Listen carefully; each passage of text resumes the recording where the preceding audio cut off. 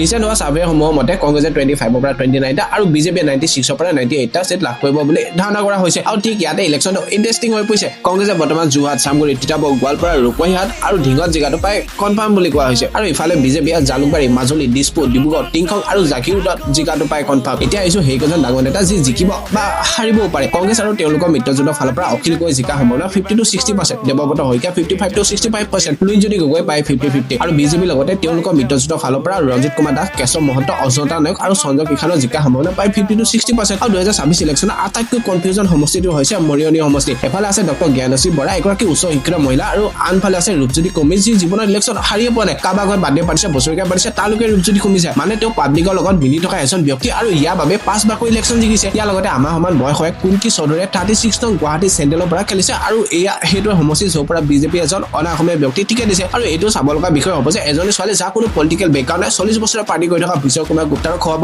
পাৰিবনে আৰু বৰ্তমান অসমত 25 পৰা 30টা এনে সমষ্টি আছে যাক সুইং চিট বা অনিশ্চিত আসন বুলি ক'ব পাৰি এই সমষ্টিবোৰত 1-2% পাৰ্থক্যই ফলাফল সম্পূৰ্ণ হলাই পেলাব পাৰে আৰু একেবাৰে শেষত এটা কথা ক'বই লাগিব এবাৰ বিজেপি আৰু কংগ্ৰেছ দুয়োটাই গান কেইটা কিন্তু মজা বনাইছে